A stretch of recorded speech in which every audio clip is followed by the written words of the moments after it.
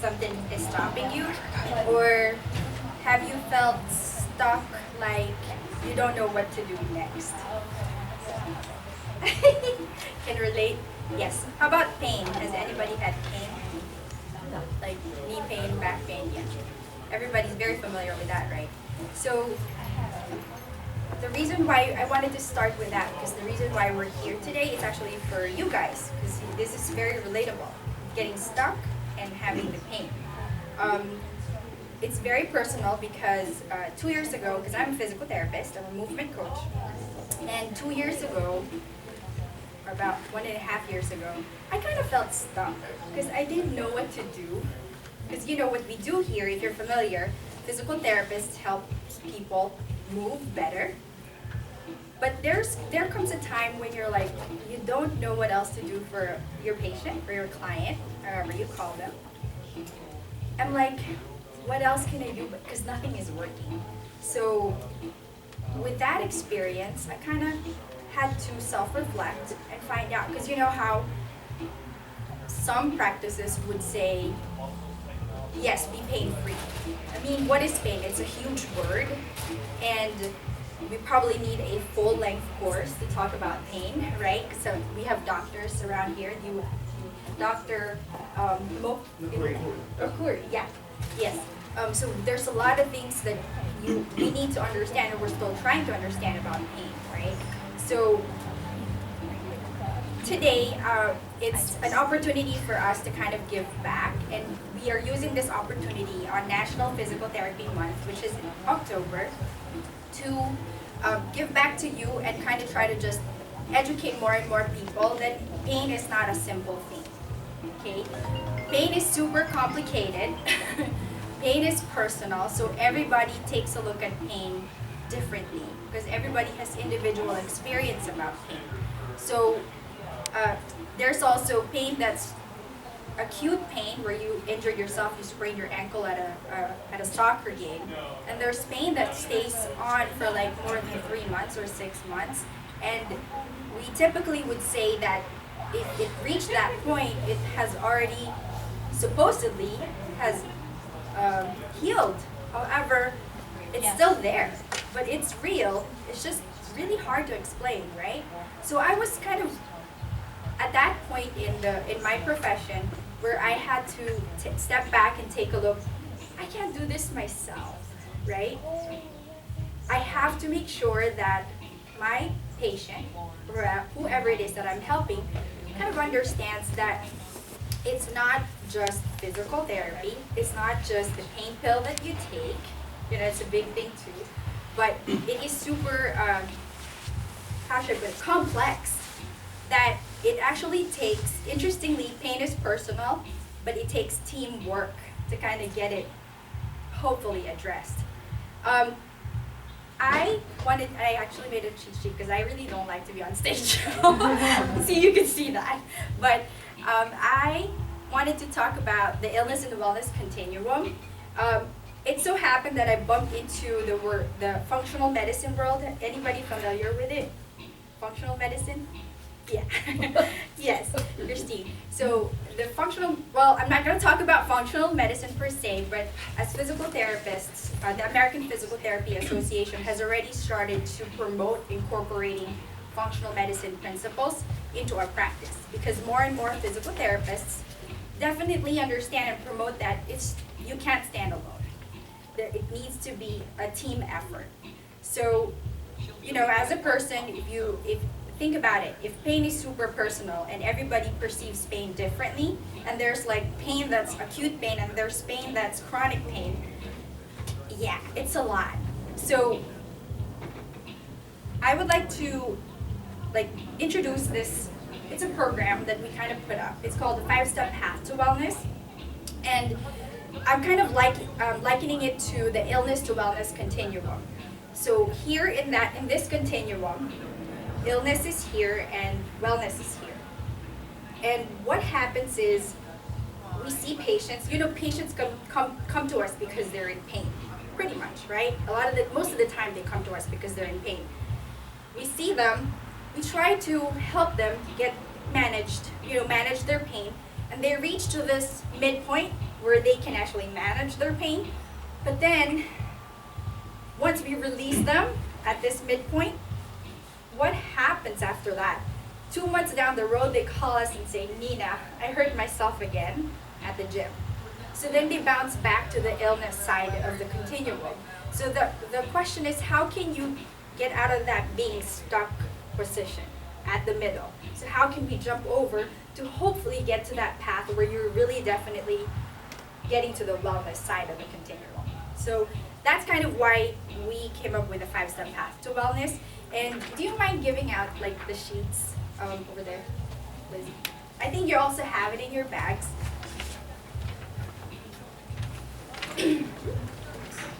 Yep. So the 5, you can see it here. So the first step is relief. Actually, the first part there that says first step is stopping the pain as quickly as possible. Stopping the pain as quickly as possible. Maybe we should rephrase that to managing the pain. Because pain is okay. It's a warning sign for us, right? But we need to not be scared and so fearful that we're stopping movement. And that kind of translates to a lot more other issues. Then the second step is restore, which is bringing you back to your normal function. That's typically why people come over here for physical therapy. And third step is gym. It's the gain to maintain phase. Once you're better, you have to maintain that full function. It's like a preventive. If you call it rehabilitation for folks who are trying to get to a surgery, it's actually like how you're putting it in that loop where you're in that maintenance phase or prevention stage. That's the third step. A lot of the times this is when people fall down and go back to number 1, which is they're having pain again. If they don't know how to actually get that to move up to the next level, which is your fitness level, which is when you're developing your own kind of independent and home exercise program or fitness regimen where you go to yoga or any other kind of class maybe, or online kind of guided fitness regimen. And then 5th is life. So life, it's actually about a change in lifestyle. It's actually looking at your lifestyle. Apparently, because I'm learning about functional medicine, it's not just the physical aspect. You have to look at your history, your genetics, your everyday stressors. Stress is huge. So it's not just the physical aspect of things. And that's what I wanted to share with you today. So definitely collaboration, mindset. This is like the podcast that we have with Howard Community College. It's all about collaboration. And talking about pain, you know how we're huge with the opioid epidemic, and there's a whole lot more of opportunity to educate more and more people to understand that pain might not have to be addressed through taking medication. There are other interventions in different kinds of levels, and that's why there's a lot of folks here today that can actually talk to you about it. There can be, where's the problem? The problem really is how can, there needs to be a good thorough assessment to figure out whether the trigger or the source of your pain may be coming from the nerve, the joint, the muscle, and if you go to one person does not know all, is what I'm going to tell you. So be open-minded, and get to know everybody here today. I think that's it. And today is physical therapy day of service. So we're doing screens for folks who are interested about mobility and wellness checks, and finding out what we do as physical therapists. That's it. Questions? I told you I'm like. Do you have He's a... going to talk later. Yes.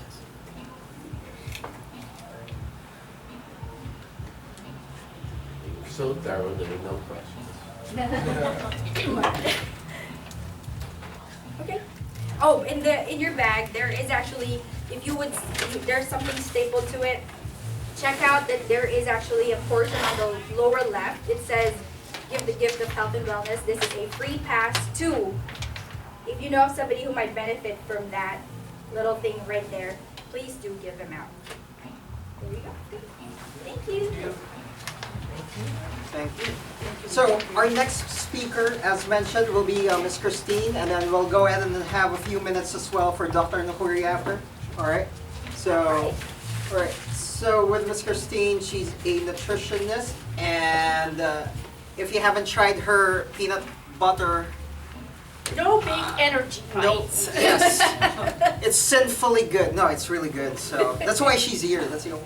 Yeah, That's the only He reason. didn't want me otherwise. You know, I should have just dropped off my energy bites, and he'd have been happy, right? Yes. But no, she's super awesome. So let's hear from her then. Thank you. All right. Well, good morning. Good morning. How is everyone doing today?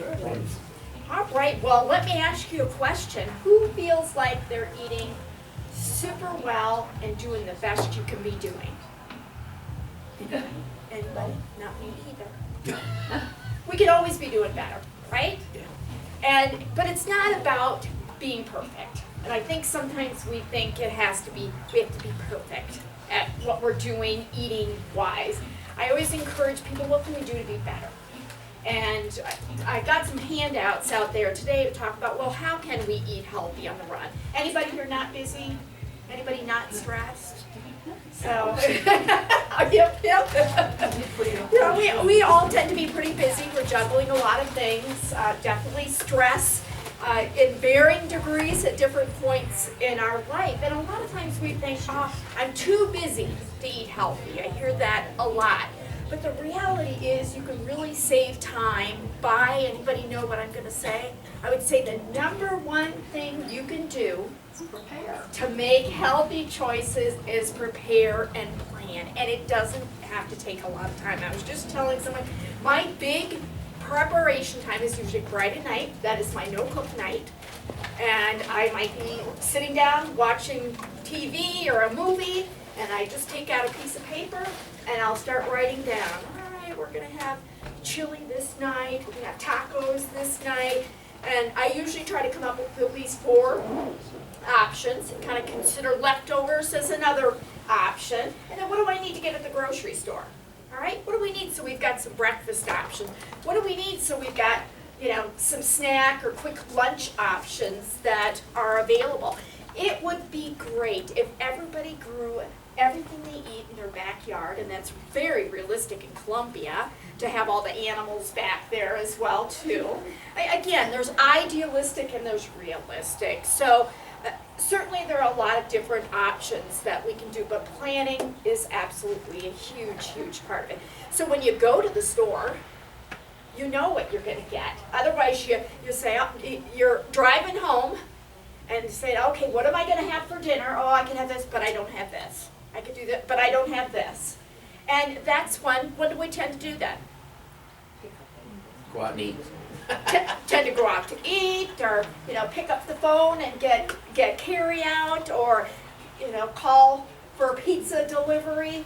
So because we don't have those things on hand. So the biggest thing I recommend is just take a few minutes once a week, someday before you do your shopping, and schedule it, plan it. Because again, if we don't do it, it won't happen. Life will fill all that space up again. So have, again, I like to recommend, things that someone can keep at work or even in the car if you need to, so you have some backup. Maybe something happens, you don't get home from work as soon as you thought you were going to. Well, what happens when we thought we were going to be eating at 6 and now we're rolling in at 8:39? Does that salad sound really good then? What starts sounding good? And what snacks? Do you want an apple? No. No. What do we want? Ice cream. You're my kind of man. I'm an ice cream girl. What else? It's sweet, like the sweet, salty. It doesn't tend to be the healthy options. Yeah, well, so that's good. If your body cues you at that point for fruits, that's good. I'm diabetic. Oh, yeah. Well, even with the fruits, you have to watch out then, don't you? So, but another key thing is to eat. A good rule of thumb is no more than about 4 hours without eating something. If we go longer than that, our gas runs out. And again, we're not going to be hungry for the healthy options at that point. So have some of the backups if you know you're not going to get home. Well, you know what? You can pull out something like this with maybe some Triscuits or something, and you've got a snack to at least hold you over so you're not ravenous when you get home. And maybe you just have something light when you get home at 8:30 or 9. So having those backup options are going to be important. I also talked about it's about being better, not best. It's not making that ideal choice. We can't always start from scratch. But again, what is a better option? So, and I got some different things out there, but if you're gonna get something for carry out, there are places like, anybody gone to like Kava is one example, Nelly Fresh. There's some different ones that you have control. You can go through and you can pick what you want. They can do grain bowls, they can do salads, but you have a lot of control over what you have. It can end up being a great option versus, again, if we order pizza. Or maybe we go through and we get a fried chicken sandwich and some fries and a soda. So we can still do convenient, but having, again, some better options. And what happens is anybody had the best of intentions, you're lined up at the fast food place, I'm gonna have a grilled chicken sandwich, or I'm gonna have the salad, and then you're really hungry, and that smell hits you. Is it easy then to order? Then we start thinking of all kinds of other things that sound better at that point. So again, that planning, being realistic, and identifying one or two things to work on overall. Again, I think another thing we do is we try to change everything at once. So instead of making small changes, we go kind of that continuum that Nina was talking about. Well, I use the same example when it comes to, here's over here that ideal healthy eating. Here's not so good at all. And we're all, maybe different points of our life, we're at different places along that continuum. So wherever you are, if we can keep sliding slowly towards that healthier option, that is much more sustainable versus trying to make all kinds of major changes, and then what happens after a while typically? We tend to back it all right back up again, and we never get anywhere. Versus if we maybe our focus is just to, you know what, I'm not gonna skip lunch. That's my goal for the next month, is to try to not skip lunch more than once a week, for example. So just set very specific, very small goals overall. The other thing I think that's important that a lot of times can get us into trouble is you want to make sure you're eating food with staying power. What's something with staying power?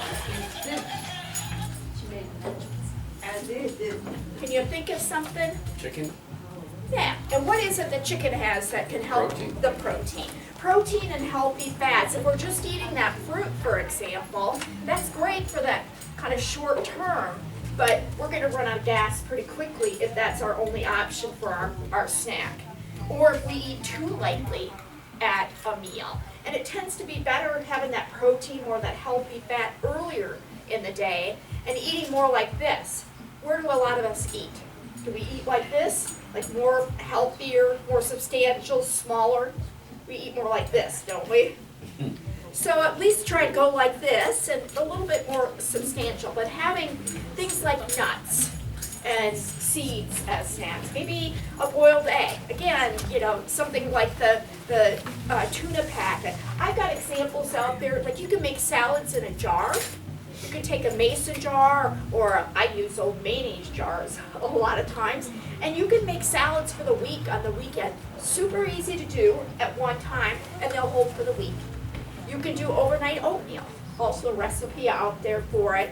So you can put different things in there, different fruits or different options, and again, you're good to go for the week. Part of that planning, back to that preparation, that makes a big difference.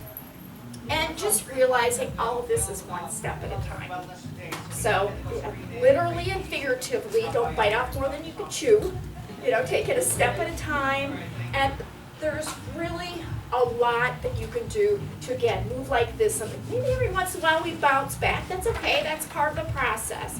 But just trying to find one or two healthy changes to make in your life that are sustainable in the long term. So those are just kind of a few tips to eat healthy on the run and take care of yourself. Any questions or thoughts or things you find helpful? All right, I've got some no bake energy bites out there if you want to come try those. I've got a few handouts on some of the things we talked about, and would certainly be happy to answer any other questions. But otherwise, have a great weekend, and so happy to be here. Thank you.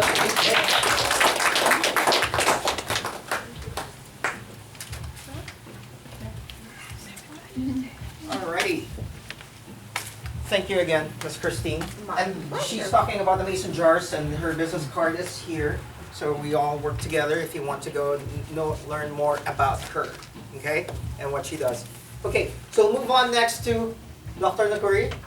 He is a medical doctor at Premier Health Express. Yes. Yes. Okay, and he also has another medical doctor in practice that serves the pediatric services. Correct? Okay, so let's all welcome him. Thank you. Thank you, everyone. How's everyone doing? All right. Just to give you a little background about myself, I'm an internist and also an urgent care provider. I wear multiple hats in the sense that during the day I'm also serving as a military flight surgeon at Andrews Air Force Base. And a lot of what I do there is basically taking care of our men and women who basically protect us and are making sure that they are well equipped and ready whenever they're tasked to do what they do. But I also understand that that mission translates to taking care of them when they leave and they're done serving. And we have looked in the last several years to find out that 7 out of our 10 men and women who have served still get their care outside of the Veteran Administration. And I'm sure no one here probably doesn't know about most of the challenges that are going on in the way of providing access for those men and women who have given their lives for us. And so what Premier Health Express has done is to basically put together a model. It's very similar to what the VA is, that has a one-stop single point of care. So we're not just an urgent care, we're also a primary care. We also have pediatrician on site. We have family nurse practitioners that work with us as well. We have on-site lab, on-site x-ray, on-site pharmacy, we have dentistry, and we have behavioral health. But the greater picture is all about the health disparities that really transcends, not just in the struggles of our men and women, but our men and women have to come and live in our neighborhood. So as a community, what are we doing as communities to care for each other? And that's what I'm here to talk to you about. I have spent my time in what I do to understand that having a medical neighborhood like this, where you have different services coming together, putting their hands together. So it's not just the medical provider, but it is the physical therapist, it is the dietitians, it is the yoga instructor, it is the wellness, individual coming together to provide those services. That provides the platform in what we think to be the most effective reach to all of our patients. So one of the few things that we have done at Premier Health Express is to make sure, first of all, we make ourselves visible. We make partners within the community so that we are hearing and seeing and putting together all of our efforts. All right? One of the things that I have in this continuum of healthcare that we're talking about is nature walk. So we have found that there's so much data that even in our men and women that suffer from PTSD and things like that, when they come to us, and the first thing we're doing is not reaching back into our prescription pad and write a medication to fix, because there's not a single pill that can really take care of the issues that they're going through. But that was saying, okay, now what we want you to understand, Corporal, is that we want to send you here so that now you can start to take care of yourself, that wellness that we're talking about. That your back pain that you suffered from doing what you did is not going to heal by me giving you X, Y, and Z in a prescription pack, that I think you need to get physical therapy, doing some yoga. When we have men and women who, most of them end up dying, not from service-related injuries, but from cardiovascular conditions, hypertension, diabetes, they are on dialysis. You see them, amputation. And most of those amputations are not necessarily combat-related. Right? We can't stand and allow all of that happen. And so what we're doing is partnering, because even a single medical practice is not sufficient enough to provide the wraparound services that are required. And I think that as a community, we have a huge mission together to come together in single hand in hand, putting our resources together, putting our know-how together. So what we're looking for is partnering right now within the community, anyone who knows and offers services that can help our veterans. Tomorrow we have a very unique opportunity where we're opening our doors to all of the community to start that process, that intake process. So some of our veteran communities will be coming in. We'll be offering free flu shots. We'll be doing lab screenings and things like that. It's important to no longer shove under the rug what is happening. If you know in your family you've got hypertension, you've got diabetes, guess what? It's just a matter of time that that gene is going to turn on in you. If you know in your family that you've got depression, schizophrenia or something, guess what? It's just a matter of time that situation or condition is going to trigger that gene out. So what we're trying to do is this screening, looking at all these steps. How do we get you to the point of that wellness and stability? Well, it's a collective effort. And Premier Health Express just happens to be a part of that continuum to say, if you are broken, come in and get what you need so that you can go to the next phase. What is required to keep you sustainable? What is required to keep you healthy? So, again, it's been a great opportunity to be here. I find myself in a very privileged position to make sure that as a community, we play a huge part in keeping our communities healthy. Any questions? Hello. Yes, ma'am. My name is Judy, and you asked about connecting to your service. How do you really connect to your service? So you can reach us online at premierhealthexpress.com. We're just about a couple of miles from here.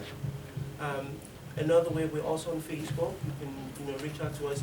And we do have online consultation as well. So even for folks who are not able to come in the comfort of their homes, in their offices, we do have telehealth. So you're able to at least start to talk. We offer this to our veterans because oftentimes it is so tough for them to get out of their homes. And so at least we can have that portal and that medium available to them as well. I do have some business cards and information if you're interested, and certainly we can have that offered to you. But again, understand, Premier Health Express is only at one point in this continuum. The medical neighborhood of what we have here is what it takes for our neighborhood to be healthy, for our neighborhood to thrive, for our neighborhood to be viable, for our kids. I see kids as they walk in here and I'm like thinking to myself, and I always look at the parents. I'm like, okay, they are not pushing themselves to do X, Y, and Z. But then it's not just on the parents, it's not just on the kids, right? It's about the legislation, all of getting ourselves involved and making sure that we're having the right foods, we're having the right activities for our kids in our school systems and things like that. And so this is really a great time. And what a very great topic to have, because this is really what we want to be able to have for all of our neighbors, to know about this level of care and access. So thank you. Great. Well, thank you for having me.